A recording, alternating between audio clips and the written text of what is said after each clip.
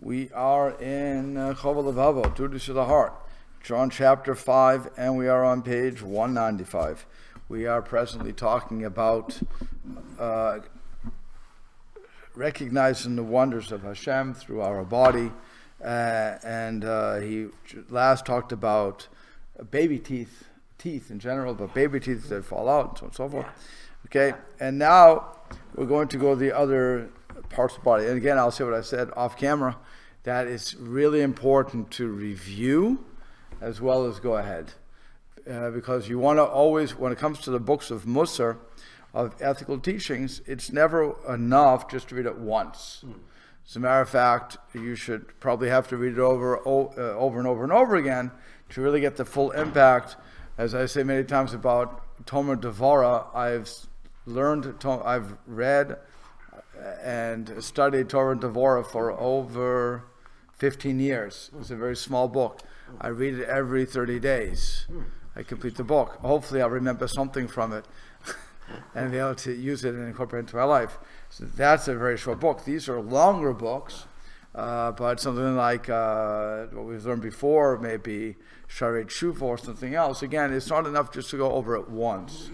But this is a life change. There could be a life-changing book if you allow it to be. Only if you allow it to be. Otherwise, just another book that we read and go through it.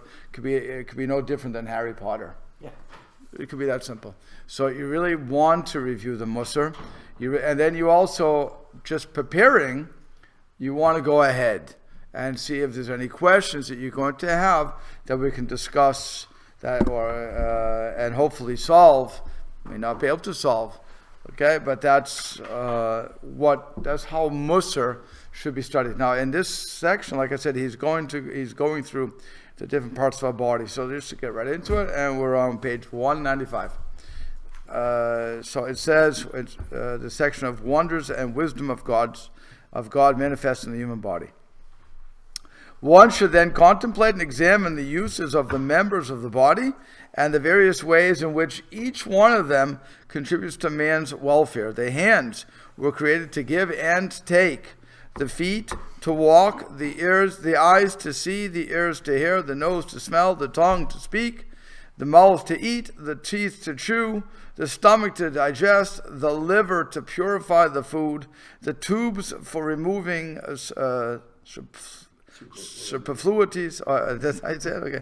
The bowels and the bladder for temporary retention. The heart is a reservoir of natural heat and the wellspring of life. The brain is the seat of the spiritual faculties and the source of sensation and the nerves. Now this is something that you just have to accept. What do I mean by that? That the brain is the seat of the spiritual faculties. You have to, and he's assuming he has proven it to you, that there is a spiritual side to us and that we are not just simple machines. Okay, we're not just physical, but there is a spiritual side. The womb preserves and develops the seed. and so is it with the rest of the members of the body. Their hidden benefits are even greater than those that are known to us. In other words, he's saying we know what we know, what we don't, what we've yet to uncover. And again, he's talking in the 1200s. Right. Years. Yeah. So he's just saying that we don't know everything about the body, but what we know, and we can appreciate God in that fashion. Similarly, whoever studies the natural internal functions of the body, the digestion process and the distribution of nutrients to each of the body's parts, will behold signs of wonders, signs of wisdom, which will inspire him to thank and praise his Creator. As David of blessed memory said, "All my bones will say, Hashem, who is like you?" Food is conveyed to the stomach in a tube that is absolutely straight without bend or twist. This tube is called the esophagus. The stomach then grinds the food more thoroughly than the teeth did initially and sends it to the liver through the fine veins which connect these two organs. The veins serve as a filter for the food to prevent anything coarse from reaching the liver. The liver converts the food into blood, which it distributes throughout the body, sending it to all of its parts through channels, much like water pipes prepared for this purpose. Again, I'm going to defer to science, modern day science, to know if this is good or not. I don't know if the description is good, but not 100%, but in its basics. Okay, so again, we have to remember this was written in the 1200s.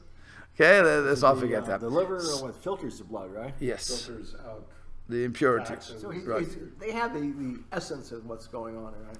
Yes, and what's more is they also had animals that they saw what was going on with the animal stuff, Sure. and I'm not sure how many autopsies were being done or what they would know. I'm sure there were autopsies done. There were enough people hacked to pieces for people to get an idea. Right. That's what I'm saying. There were enough of that going on so they could. Again, this is coming from their point of view. Well, This is what's happened. So when you shuck the cow, I mean, when and the liver, you cook it the right way, it becomes edible for kosher, and so they Right. see it's full of blood. Right. Yeah. Right here. Thank you. And the other thing is that they did have some experiences with people who had various organs ruined or Okay. mangled Right. and then survived, so they had some sense of what it was doing. Right. And I mean, I remember learning in high school that somebody, I forget, was shot in the stomach. I forget who this person was, but they were shot in the stomach, and the doctor repaired it, but they always had he put a piece of glass there so you could see what was going on, and you could flip up the thing, so when he would eat, no, it didn't hurt him.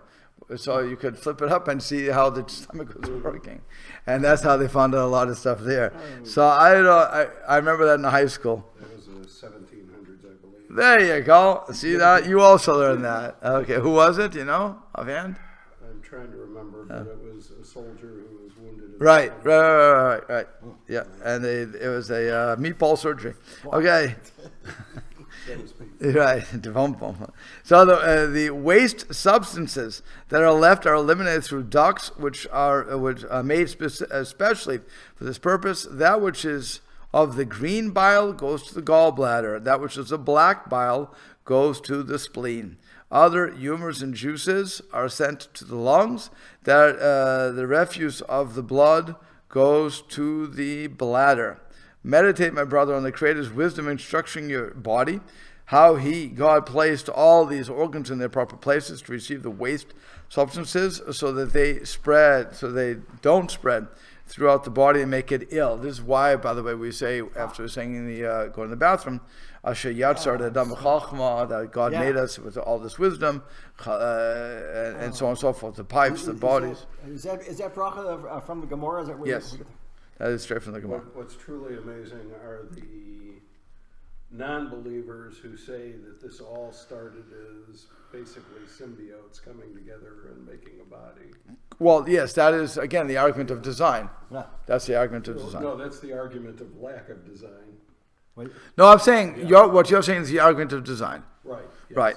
So, it becomes really hard to rationalize and say that this all was just a mistake, that everything just came into being, and that this was development through trial and error. Well, not even trial and error, just error. Yeah.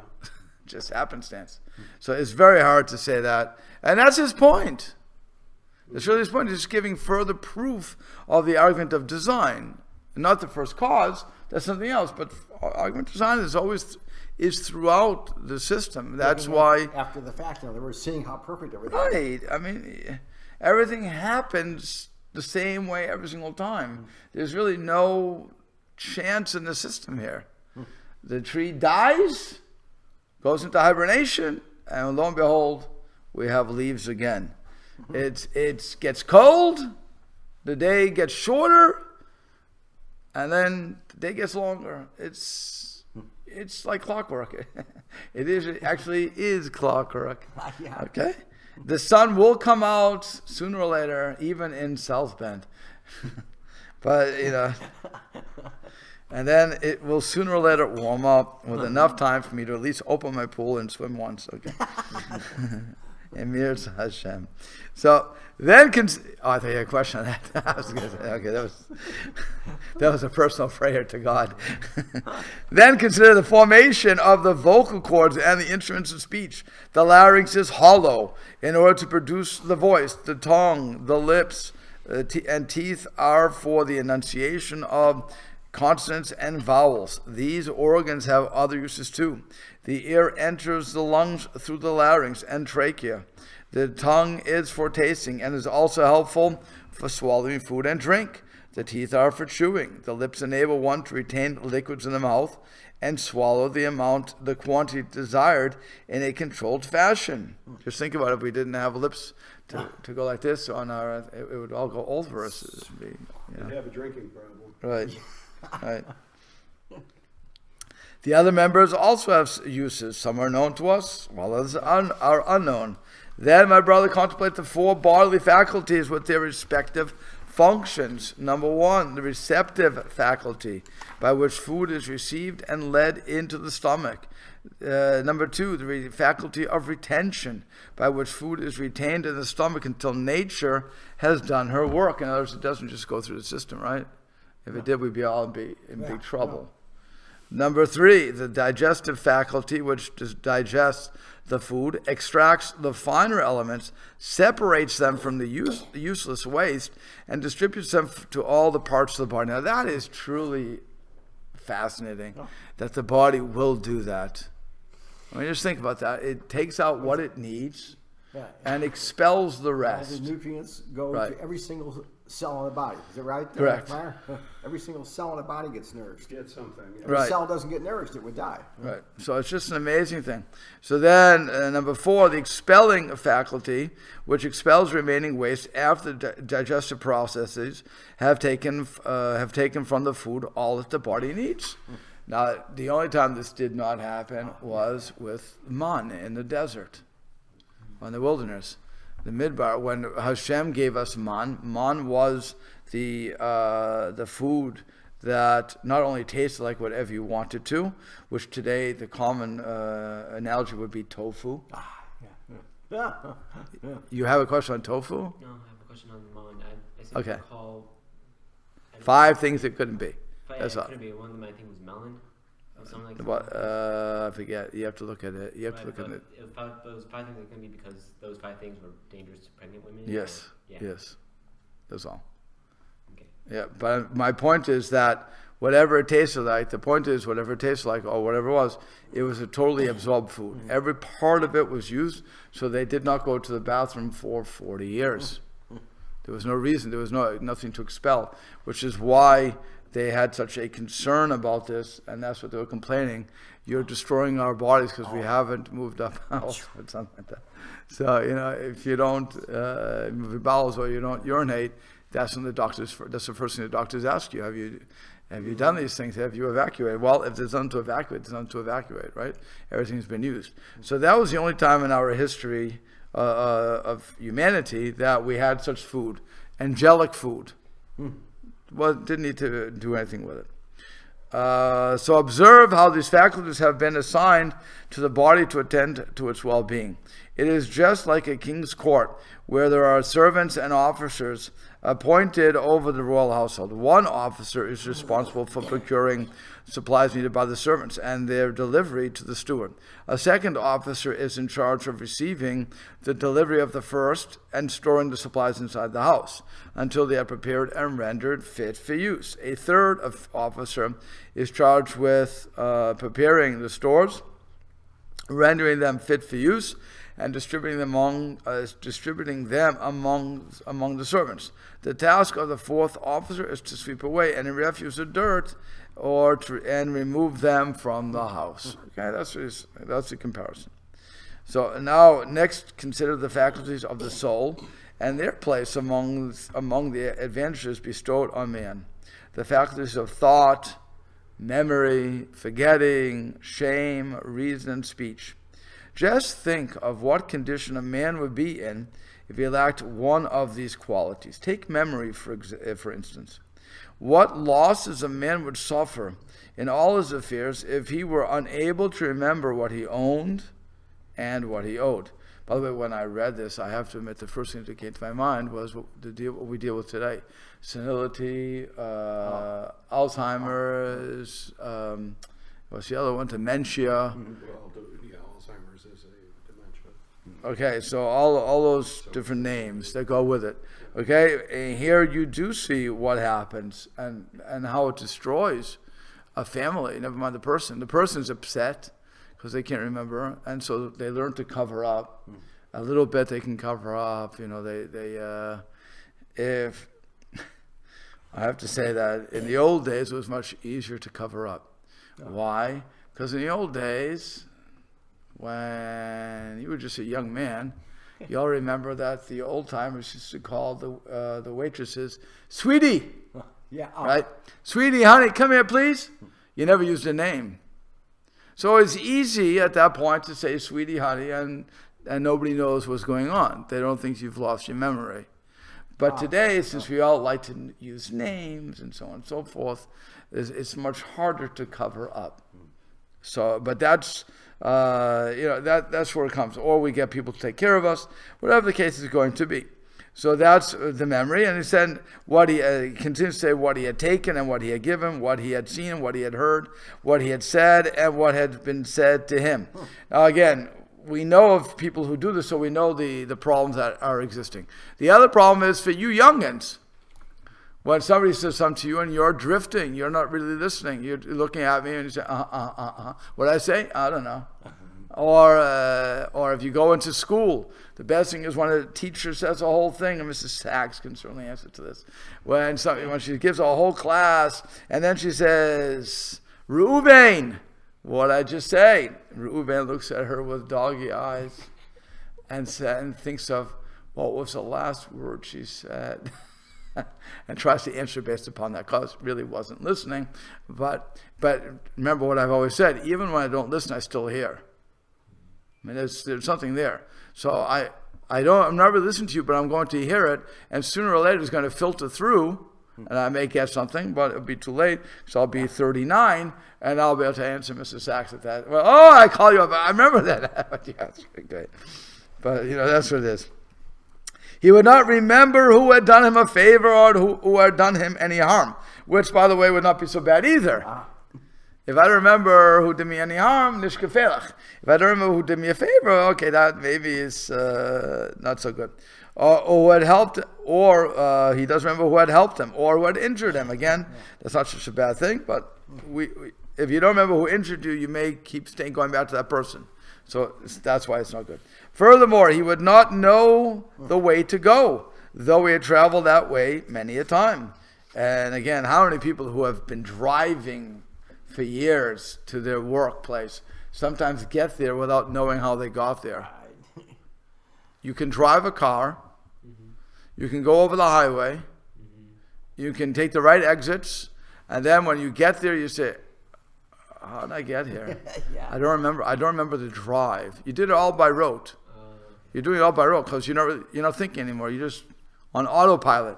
That's what we call autopilot. So when people daven, they daven autopilot. They don't know what they said, which is why the Gemara, is why the halacha says, if you don't know if you said Moshe Baruch Hu Geshem, well, if you finish the first paragraphs, you have to go back to the beginning. What do you mean you don't know if you said it? You weren't listening to yourself. The answer is no. So on autopilot. If I didn't know if I said ten bracha or ten talmatel bracha, if I didn't know if I said yalev yavo, I didn't know all these things. I didn't know what I said. Again, you just said 2 seconds ago. And you don't know if you said ten bracha. Really? You have so little attention span? The answer is yes. I'm on autopilot, which is why it's so important to when you're davening or when you're certainly when you're driving, to keep your mind on it. You have to be aware of this. Okay, and also when you're talking to people, you shouldn't be on autopilot. And people do. They go on autopilot. They're not really listening to you. Hi, how you doing? Good, fine. Okay, shkoyach. I always say, my parents taught us to say, "Hello, how are you?" The answer responds, and then they ask, "How are you?" "Fine, thank you," and "Good." Okay, so in other words, you have the other side of the conversation, right? So we all got tired of that, so we would go and say, Hello, how are you? Fine, thank you, good. Because I didn't really care. What do I care? Are you really going to tell me? What happens? We go, how you doing? Baruch Hashem. So then he bothered me. Baruch Hashem good, Baruch Hashem bad. Okay. Baruch Hashem good. What's good? You don't really care if I'm good or bad. Or can you imagine you go to somebody, how you doing? Oh, I have a cold. Baruch Hashem. Okay. Or somebody asks you how. I remember people asked me. When my father was already nifter, and they saw me in the store. They said, "How's your father?" Oh. I said, and I had a beard even. I said, he died. No, he didn't. Okay, where is he? You don't believe me? I wouldn't make those things up, But some people don't want to listen to certain things, so they want to argue with you. Okay, go ahead. I just saw him yesterday. He died 3 months ago. I don't know where you saw him. But tell me really quickly. Okay. Furthermore, he would not know. Okay, I just said. I'm sorry. He would not remember a science, though he had studied it his whole life. By the way, this is something that Reb Soloveitchik, they say, dealt with. Reb Soloveitchik was a tremendous Talmudic scholar. He knew halacha very well, but he had Parkinson's, and I think some sort. It was affecting his brain, so he couldn't remember things. It bothered terribly. Experience would not help him. He would not evaluate things in light of what had passed, nor anticipate the future based on the past. He would almost be stripped of his humanity. And again, watching what we see from people who do deal with this disease, that is a very true statement. Forgetting also has its uses. Were it not for the ability to forget, a person would never be free of melancholy, and no joyous occasion would dispel his sadness. Events that should delight him would bring him no happiness if he always remembered his misfortunes. Now, there's a Gemara that I just taught. I remember if you taught, we had the whole thing about humor on the Lunch and Learn, right? And there was a rabbi, Rabbi Zeira, I think it was, who didn't want to laugh because it says your mouth should not be filled with laughter until the temple is rebuilt. So he was machmer. So imagine, here he was, he never wanted to laugh because he didn't want to fill his mouth with laughter, so on and so forth. And so how he fulfilled the dictum of Ivdu et Hashem b'simcha, that you should serve Hashem with simcha. I'm not sure, but because he didn't want to fill his mouth with that, maybe it's some other things. But here he is living a life. He's remembering the misfortunes of the Jewish people, namely the destruction of the temple, which we should remember every day, no question. But if that's what takes your mind up, and that's all that you're focusing on, you can't move. Nothing is joyous anymore. Here, that's why we have to break the glass at the wedding to remember the destruction of the temple. That's why it's also the reason the ladies break the plate when at the Erison when doing it again. Remember, we're combining two things together. Yeah. So, but they were doing it again one thing is for the remembrance of the temple. So we always want to remember that, but still in all, where the music goes. Once you break the glass, what do we say? Mazel tov! Tremendous. It really made me remember the temple. No, it made me remember Mazel tov. So he would have no hope for a respite from an enemy and would be unable to quit worrying about the clutches of the king. Observe how man has been endowed with two very different, opposite qualities, memory and forgetfulness, each of which offers him various kinds of benefits. By the way, if a woman remembered the pain of childbirth, they would never have another child. Hashem put something in them that they have a lack of memory for that. And more so when they hear a baby crying, a newborn, they say, oh, I want another one. I don't know what is in their heads. As a man, I couldn't put up with a gallbladder pain. So, but again, to have this baby growing and the pain of walking around and so on and so forth, something that we'll never experience. But that as men. But that is something that forgetfulness is very important for. You don't remember what it's like. Well, you remember it, but you want to do it again. I was out of it by the time Mayor came, so. You're out. Okay. There you go. But even there, like I said, something is, thank God. But that's the benefits of forgetfulness. And by the way, for the man also, the forgetfulness is all those nights that we stayed up. We don't have any recollection of that. You do, okay. I never did because my wife woke up all the time. So Babies are cute, so you don't drown. there you go. You don't drown them. Okay. So next, consider the feeling of shame with which man alone has been endowed. How excellent a virtue. How numerous are its uses and advantages. Were it not for this trait, people would not show hospitality to strangers. They would not keep their word, grant any request, show kindness, or keep far from wrongdoing in anything. Most precepts of the Torah are fulfilled only out of shame. Most people would not honor their parents, were not for shame, and certainly would not honor others. They would not return a deposit or abstain from sin. For this, to prove this, you just have to look at our political system. There's plenty of people who have no shame, and they continue to do what they're doing, and they don't return. They lie to our faces and everything else. That is a lack of shame. That's my political comment for the day. Okay. For whoever commits any of this, at least for this moment anyway, for whoever commits any of the disgraceful acts we have mentioned does so only after he has stripped off the mantle of shame. As it says, they are not at all ashamed and do not know what it is to blush. There was actually a book written by this, a Jewish book. People don't blush anymore, something like that. Forget what it is. They have no shame. They wouldn't. Right. Blush. It was talking about that we become so desensitized to things that we are. That's why you can get away with everything on TV. I'll tell you what. When I was away at company training school in the 1970s, Right. and the movie MASH came out. And I went to see it with a couple of guys, and in the dark theater, I was turning red because of the language. I could feel my face. Is this language on the screen? What is this? You know, I could. There you go. It's terrible. If you'd been in the army, it would have been Regil.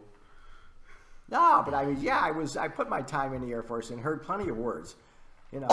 And No. See, what he's saying is different. public. It's a different thing because when you go, and it's like what he's saying is when you went to the movies in the 1970s. Yeah. 1970s. when it came So 1970. When he went to 1970, which is coming off to 69. Okay, the 60s. So yeah. the language was not yet out there. We were, and that's why it was rated R. Sure. It was rated R. It wasn't PG. They didn't even have PG. They only had R and PG and R in those going days. after the R and movies X. just for that reason. Right. I think they had G, R, and X. I think that's all they had in those days. But X, you didn't go into the movies for. X, you had to go to. The art houses. Where was it? The art house. There you go. But now you can get anywhere. But what I'm saying is, that's what he's talking about. It was sensitivity that you wouldn't have that. Think about what TV was like in the 70s compared to what is today. Today is the 7 words that were forbidden are used. They used to have 7 words that were forbidden. Oh yeah. But I don't think there's anything that's off. I mean, a couple of words are still off limits. But for the most part, everything's on there. Nobody has shame for these things. That's why. More than that, by the way, on the other side of this, the violence that we can see on the screen is nothing like what it used to be. Just think about, what's that, the shower scene? Psycho. That shower scene still scares Bob Janet Leigh, whoever the star was, starlet. Today, you would look at it and you would laugh. It's funny to watch. It's so corny, it's funny. Because we're used to seeing towers come down. We're used to seeing aliens destroy our planet. We've seen so much on TV. We've desensitized ourselves so much by this stuff that you really have to do something to scare me. You're not going to scare me on that sort of thing. Which is why when Mel Gibson came out with his Passion, everybody thought, it's going to be another pogrom, and it's a pogrom. To say it's America because of what he's doing, people looked at it and said, okay, so it's a movie. And so they asked him, well, what do you think about the Jews? They said, what do we care? The Jews are good people. I know them. So they did something in the past. The Romans, it was a movie to them. It was no difference. It had no effect. Mel did not get the bounce he wanted from that. Okay, but it's and that's again a lack of sensitivity, a lack of shame. We can watch anything today and we don't get ashamed, and that's sad. We can listen to jokes and we don't. And I mean, personally, I can't. But people can listen to the bad jokes on the language on YouTube's and everything else. Everything is there, and there's nothing. Rap songs you can listen to, and again, no shame. I don't know why. I can't listen to it. Like I said, I'm not so. I like to think I would be so sensitized, but I'm not. But I just say that I won't listen to. I turned it off. I just couldn't take it. It was like these lyrics are horrible. Okay, but that's why if I have no shame, I can do anything. And like I said, I can cheat you, I can lie to you, I can do whatever I want because I don't have shame. Shame makes me do all the other things though. What is remarkable is that man was naturally endowed with the feeling of shame before people for the sake of the advantages we have mentioned, and many more which we did not mention. And yet was not naturally endowed with shame before his Creator, who observes him continually. I want you to think about this. There's a great Gemara that said that the Rebbe, they came to the Rebbe, he was on his deathbed, and they said, Rebbe, give us a bracha. And he said, I give a bracha that you should fear God as much as you fear man. They said, what kind of bracha is that? He said, what are you talking about? When you see a man, you don't do something. Yet God's all around you. Do it all the time. Halavai should only be that you fear man as much as you fear God as much as you fear man.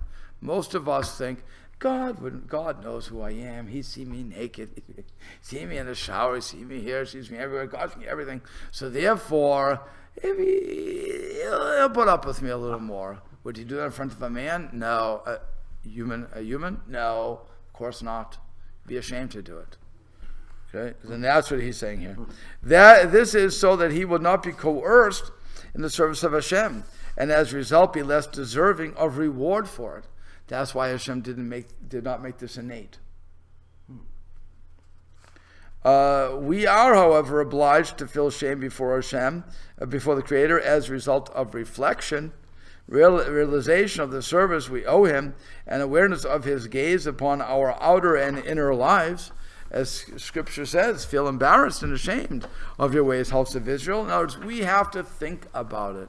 If we think about it and we realize that Hashem is there, and that's the big realization, and then we become embarrassed by what we're doing, then we can change and we can do tshuva. But if we never think about that, and this for all the atheists and people who don't follow Torah, if you really don't think about it, then you'll be able to do anything. And again, you will be able, I'm not saying every atheist lies and every non-religious person lies, but you will be able to lie easier. Because what are you afraid of? You're afraid of getting caught? You will cover it up. I didn't know. I thought this way. I thought that way. That's why when it says in the Torah this week, it said you shouldn't put a stumbling block in front of a blind man. I am Hashem. I understand. You shouldn't put a stumbling block in front of a blind man. Why say I am Hashem? What do you have to say that for?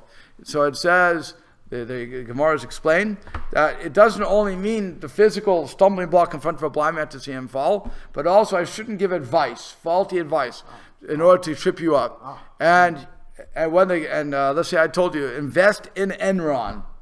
I know it's going to be a great stock. Invest quickly, put all your money in, and then it goes south. You lose all your money, and you say, I thought you said it was a good one. You knew it was going to go south, by the way. You knew it was going to lose. Okay, and so you say, I thought, in your back of your mind, you're saying, I wanted to see him go broke.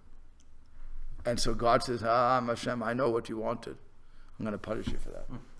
Okay, so again, if we have fear of God and we have shame before God, we won't do these things. That's his point. But we only upon thinking will we have that. Otherwise, we won't. The abounding goodness bestowed upon us by Hashem is most evident in the intellect and the power of perception with which He has distinguished us from all the other living creatures. The benefits these faculties bring to us are manifest in the way we manage our bodies and coordinate our movements, except in the case of those who have suffered a loss of these faculties as a result of a cerebral injury. The attainments we can reach through the intellect are manifold. For example, through the intellect we come to know that we have a Creator who is wise, everlasting, and one, who has existed from all eternity, is infinite in power, and transcends time and space, who is exalted above the qualities of His creatures and beyond their conception, who is merciful, kind, and benevolent, who is like nothing else, and nothing is like Him. Through the intellect, we comprehend the wisdom, the power, and the mercy which pervade the universe, and we recognize the obligation to serve Him, as He is worthy of this, and because of His benevolence, both general and particular. Through the intellect, we are confirmed in our faith in Hashem's true Torah, given to Moshe, His prophet, may peace be upon him. What he's saying is, again, we have to reflect upon this. We really have to think about it. It is in proportion to a person's level of intelligence and insight that the Creator, may He be exalted, holds him to an accounting and is strict with him. Okay, so if a person, here's everybody's famous question: if I didn't know something about God, if I didn't know this, if I didn't know that, am I going to be punished? The answer is yes, you will be punished, but you'll not be punished as much as the person who did know. The more I know, the more I am responsible responsible for. A person who loses his mind loses all human virtues, the mitzvot, and both reward and punishment. Right? He lost his mind. There's nothing to talk about. Yeah. So what if you die after you lose your mind? Do you get no Alon? If you die after you lose your mind. Yes, so normal thing, right? Yeah, you lose all of your rewards.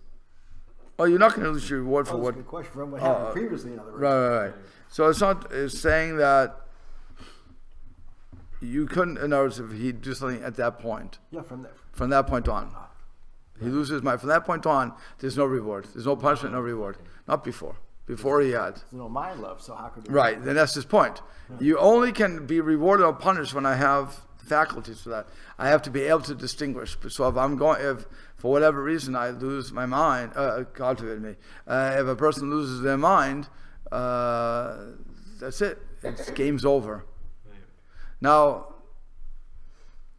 at the same time, if a person has some, and I don't know the disease that well of or what really is going on in the mind of the eaten up mind of the Alzheimer victim. Alzheimer is a little different than dementia, they say, in that Alzheimer's, the brain is eaten from the inside, while dementia, it's not being eaten, but their mind is just, the hard drive is being corrupted, to use computer terms. And so, but with all that, I'm not sure how much that person is not aware of God. So again, that's what we have to look at, and that's what Hashem is looking at. If you're really, done is done. But if there's something there, you may be judged according to that. So, but again, I'm not sure. We have to know by the level. But we're talking about a healthy person. Again, Rabbi Tendler from YU, he once said to us as religious people, he said that we are much more culpable to Jewish law than the conservative guy or the reform who doesn't know about Torah. He said that whole statement, who doesn't know Torah. Okay, so he wasn't excusing those who do know Torah and just don't follow it. But he was saying that we who do learn Torah, and when we speak Lashon Hara, and we do something wrong, we are going to be held at a much higher level, held accountable at a much higher level than those who don't know. Again, bottom line is they will be held accountable, but not to the level that we're held accountable. And they won't be rewarded as much as we are rewarded. It all depends on that. You have to look at the levels. That's what he's holding here. Among the benefits conferred on a man by his intellect are the following. Through his intellect, he arrives at all his perceptions, both sensual and intellectual. Through the intellect, he apprehends aspects of visible things, which evade his physical senses, such as the movement of a shadow, the effect of a single drop of water on a solid rock. Through the intellect, he distinguishes between truth and falsehood, the flawless and the flawed, good and evil, the commendable and the contemptible, and between the necessary, the possible, and the impossible.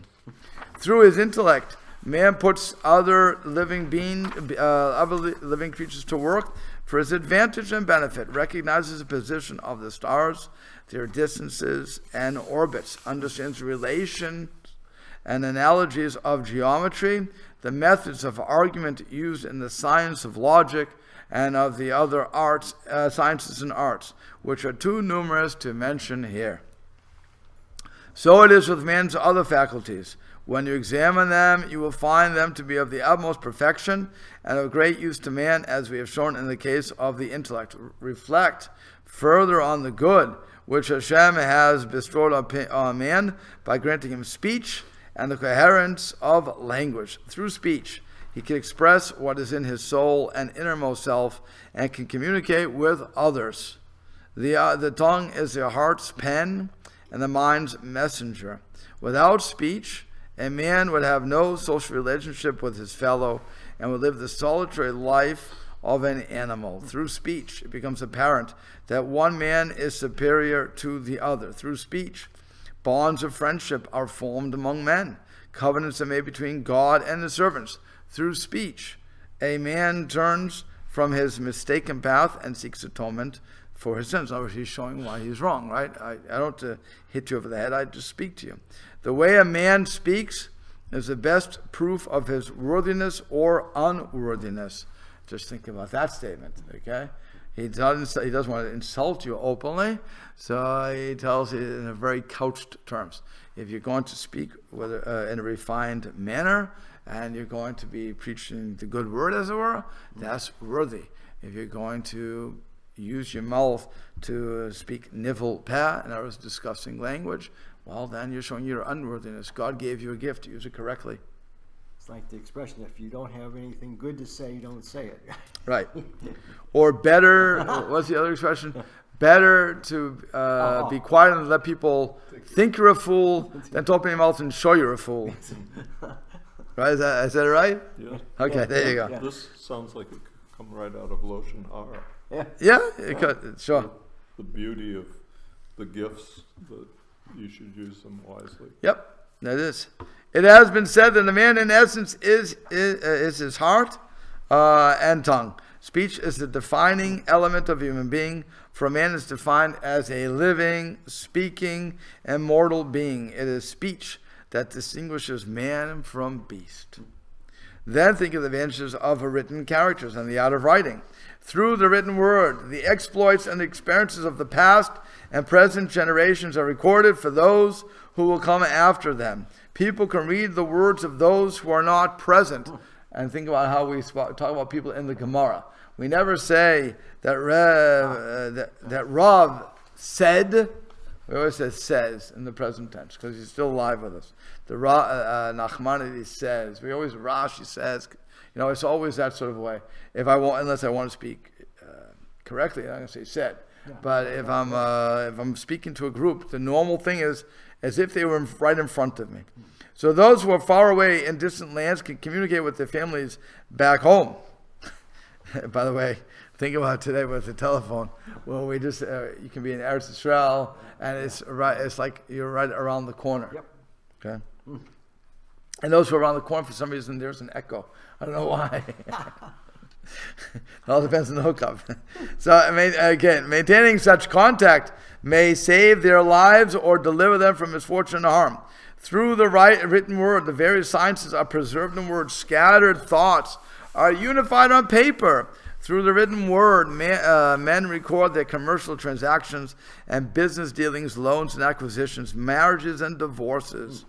The subject is too wide to deal with completely. Among the things that complete the benefits bestowed on man is that he has been provided with hands and fingers with which he can draw, write, embroider, kindle fire, and perform other works in skilled labor which are beyond the capacity of other living beings, other living creatures who have no need for them. You never saw an animal make a fire, right? You never saw an animal write a book or embroider. You don't see it. Have you seen it? I wonder if you saw it. I'm pretty sure you can train a chimpanzee to light a fire, quote unquote. Okay, I'll take your word for it at this point. Take your word for it at this point, but I'm not sure. Okay, but we're talking about he knows why he's doing it, and he's using it to do this, right? Right.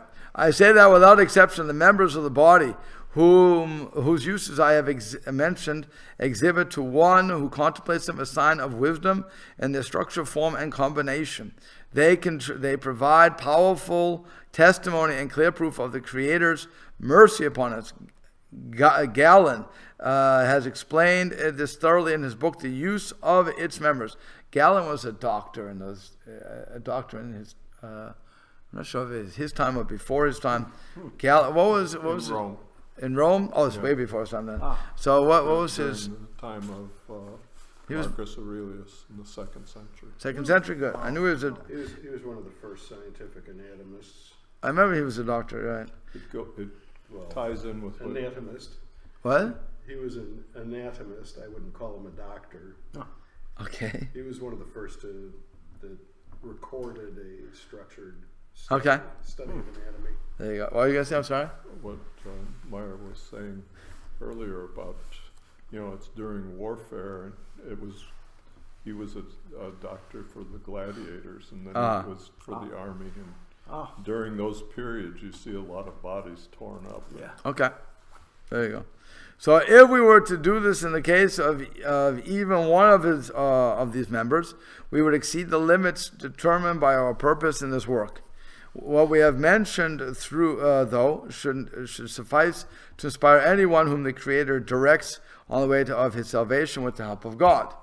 It's the study of the other species of animals. Their habits and their substance will not be ignored by anyone who observes them and reflects upon the marks of wisdom to be discerned in them. For this reason, the scriptures repeatedly refer to them when mentioning God's wonders. As the Creator said to Job, who provides for the raven its food when its young cry out to God? And as it said, he gives to the animals their food, and to the ravens young who cry out. There are many more verses like this. So too, when one studies the course of the heavenly spheres distinguished by the various movements, the different luminaries which order the matters of the world, one beholds signs of power and wisdom which stagger the mind and are beyond description by the tongue. As David, peace be upon him, said, the heavens tell of the glory of God, and the sky reveals his handiwork. When I see your heavens, the work of your fingers, the moon and the stars which you have made. One of the most awesome sights the human eye can behold among the colossal creations of the Creator, may he be blessed, exalted, is the sky. Whenever on earth a man stands, he sees half of the sphere which encompasses the earth. And when he looks at it reflectively, he will see that the one who created it by his will is infinite in power, wisdom, and majesty. When we see any of the architectural works of the ancients, we are amazed by their ability to accomplish such feats. That they built themselves such imposing strongholds teaches us of their physical strength and self-dignity. Now such diminutive and insignificant work, only slightly superior to our own, looms so large in our sight. How much more should we consider? How much more should we wonder at the Creator of heaven and earth and all that is therein, who created them all without effort or exertion, labor or fatigue, out of nothing and compelled by nothing, but only by his will and wish. As it says, by the word of God, the heavens were made, and the breath of his mouth all their hosts. By the way, if you really want to see that his words come true, just think of all the pyramids that we look at and still wonder, how do they do it? It must be that aliens came down from the heavens and gave them directions, or the stones of whatever they are in that place, that they have 12 stones. Again, it must have, where is it? Stonehenge, good. Yeah. Stonehenge, or these other places where we say it's just impossible for the human mind to have done it. So it must be that some alien came down. There was a chariots. That's the book. It's called the Chariots of the Gods. Whereas it shows that the guy's thesis is that aliens came in and taught us how to do things. Of course, we lost the book. Like it sounds like the Mormons. We lost the directions. You know the Mormon story, right? He had to go up, but he forgot the gold tablets or whatever it was. So, but it sounds like that. Yeah. What are you, idiots? You didn't keep the book? I still have the book how to run my treadmill. I have all those books. So why wouldn't you keep it? Put it away in the safe place. You'll have it. You don't throw it out. Don't throw the directions away. Everywhere you go in the ancient world, you see these massive blocks of stone that were cut and moved, like the Western Wall. Yeah. They can't figure out how they got them in place. Correct. So among the favors bestowed on man is the following. If you contemplate the marks of wisdom in the created things, you will find that besides testifying to the divinity and oneness of the Creator, they are also, without exception, useful in various ways to man and for his benefit. While some of these uses are manifest, others are obscure. Take light and darkness, for example. The benefits of light are obvious and evident. They are not hidden. The benefits of darkness, however, are hidden. For people find it wearisome, and their activities and movements are suspended at its arrival. Just think about the winter when we all can go to sleep at 6:30. And now, not till 9, 10 o'clock, it's still light. You feel, I have so much energy. Okay. But were it not for the darkness of the night, the bodies of most living creatures would wear out under the strain of constant toil and protracted activity. Thanks to the night, we can distinguish different intervals of the time, recognize time periods, which would otherwise seem indefinite, and that's like school, if you're in school, and it's near vacation, and you have to wait, and it's 5 minutes. Those 5 minutes to teachers seems like a whole year, right? Kids too. No, but more the teachers trying to get out. Please go, you're not moving. And determine the length and brevity of life. If time were always uniform without alternation of day and night, there would be no time-connected precepts such as Shabbos, festivals, or feasts. People could not make appointments for a set time and would be ignorant of most time-related data, and food would not be properly digested by any living creature. If you really want to see something like this, I heard, again, I never went through it, but the land of the midnight sun. Where is that? Alaska, right? Alaska. So they say that people become very, very depressed in the winter. And it never gets dark. In the winter it never gets light. So both ways, yeah. Right. Yeah. So in the winter, it's a lot of depression, a lot of drinking, right? And it's dusk immediately, right? I don't know how it works. Yeah. And then in the summertime, they can't sleep. Their whole body rhythms are off. Strange. So I mean, there are obviously people who live there, but it's. It's that sort of thing. But also, if you live up there, you have to find out how do you deal with Shabbos, how do you deal with all these days. This also affects people in England when they, that's also craziness. Or if English is also very late at night. The fast doesn't finish until 1 o'clock, I think, at night. In the summer? In the summer. Yeah. Yeah, I had a roommate. What? That was just rainy. No, it is raining too, but that's, I had a roommate in seminary from London, and she said that in the summers the parents would go to the theater Friday night. Right. Well, so some people around here would love that. Yeah. Go. Okay. Since man needs light at night to do some of his work and provide care and company for the sick, the Creator has given him the light of fire, which he can use whenever he pleases or extinguish at any time. For those who remember the old Star Trek, Captain Kirk was came down to a planet that had these people, and something happened. Oh, he touched the obelisk or whatever it was, and he lost a little bit of memory, but he still had his ability to make fire. So he got married to one of the natives. Oh. In every show, he had said something. He had not gone to every show, but he got married to one of the natives, and he makes the fire. And she said, "I know why you did this, because you want me to work at night." Okay, same thing here. If I make it, normally when it's dark I can go to sleep, but here if I make a light, I have to work. It's also wondrous that the color of the sky is of a color that strengthens the sight. It tends to black, which has the special quality of concentrating images and strengthening the faculty of sight. If the color of the sky had been white, it would have weakened and damaged the eyes of living creatures. In the same way, other marks of wisdom are exhibited in other created things. We'll have to stop here. But again, the best thing to do is to review this, think about it, argue it out amongst yourselves, and next week if we have problems, we can talk about it.